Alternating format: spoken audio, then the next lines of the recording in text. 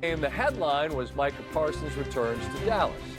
We all understand what comes with that. Of course, played for the team, wanted to trade, got it, and he's going to have to chase around his guy. Jerry Jones says it's kind of difficult to see this. All right, it's 7-0 Green Bay. Check that, 14-0.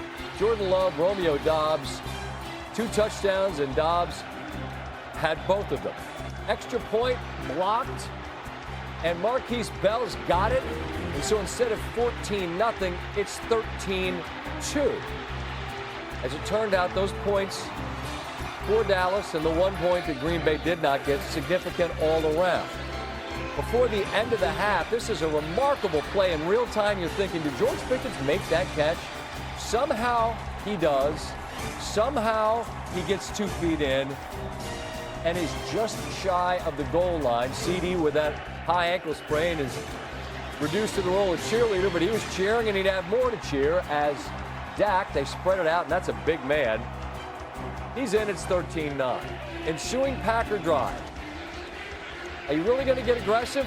Whoa, that would come back to haunt as Love is stripped by James Houston. This is the triple crown, right? The strip and the pounce, and it takes exactly 3 seconds for number 3 to get 6 again. In the blink of an eye, Dallas now leads 16-13. Green Bay gets a score to lead 20-16.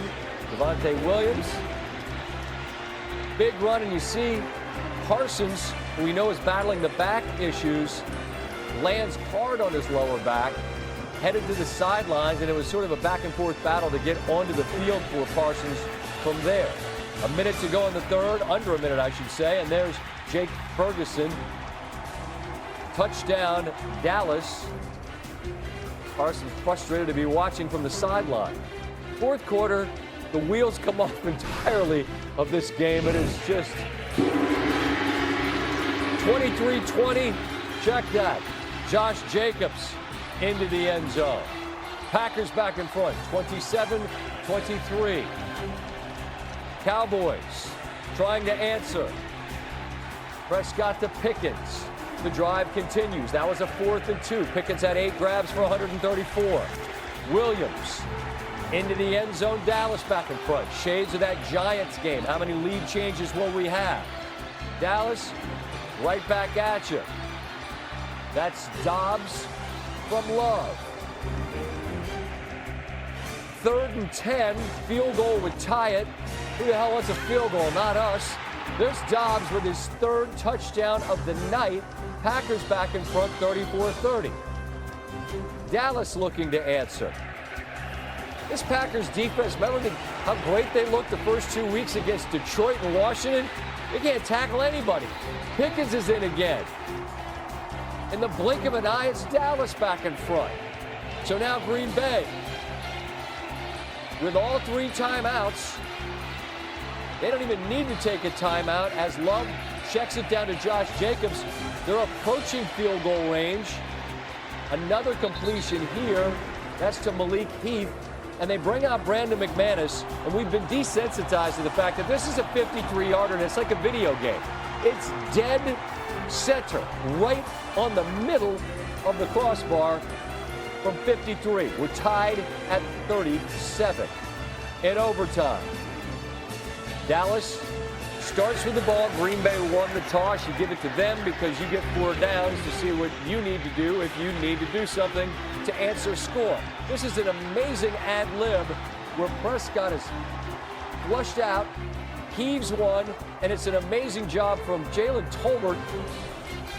Those pebbles are the telltale and super slow-mo. Credit to the line judge. You got it right off the bat. All night long, Dallas was able to largely minimize the impact of that man, but then Parsons is able to chase down Dak. They settle for a field goal. So now Green Bay on 4th and 6. They need to answer. Love to Golden, the rookie. Now Love.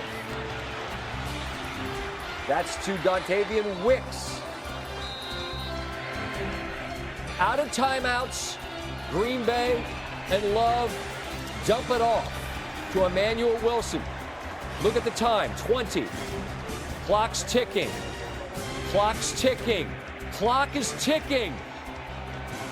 He throws the pass with 3. It's incompleted with 1 second left after the pass to Golden falls incomplete. And here comes McManus, who looked to have injured himself on the kickoff. He didn't have much leg there, kind of winced away, but he's right down the middle. And all of that, for that, a tie, and you see Parsons and Dak afterwards exchanging the friendship, and I'm sure what the hell was that? Some Hasselbecks alongside. I don't know, dude. We had a tape for a. Go ahead. You know what struck me in the highlight is, I almost kind of feel like LaFleur's lucky he didn't coach them out of a tie. Because when I'm watching that and seeing it, the aggressiveness at the end of the first half, because you're backed up in your own end. It's not 21 seconds. Yeah, there's 21 seconds. So like I understand we are taking for granted how far our guys are kicking these field goals now. Yep. But that aggressiveness led to a fumble, which led to a score, which put you behind, and then the end of overtime there. When you think about that, we're in an era where it's coach to quarterback communication, where you're talking to the guy. The end of the game is inexplicable that would happen. So it's crazy. It's a tie. Green Bay should actually be thankful that they tied the football game when you just look at those 2 decisions alone. I will say, when you're on the field in those moments, fog of war is a real thing. You'll forgive the illusion, it's a football game, but you know what I'm saying. Yeah. It's chaotic, and it's hard to process in real time.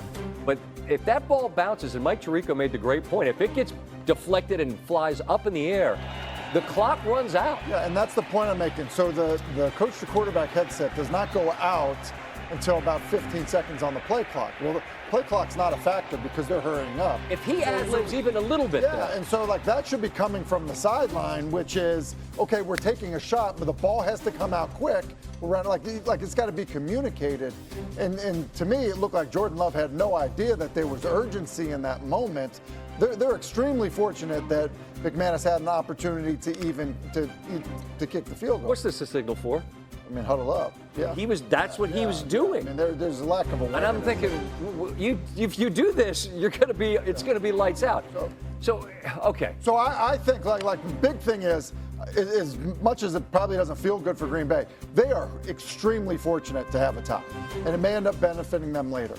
I think the other story is Green Bay's defense needs to wake up somehow, because this was a group that everybody was really excited about. Now you add Parsons. They were good a year ago, and now all of a sudden, it doesn't seem like they can stop anybody. There was very little pass rush.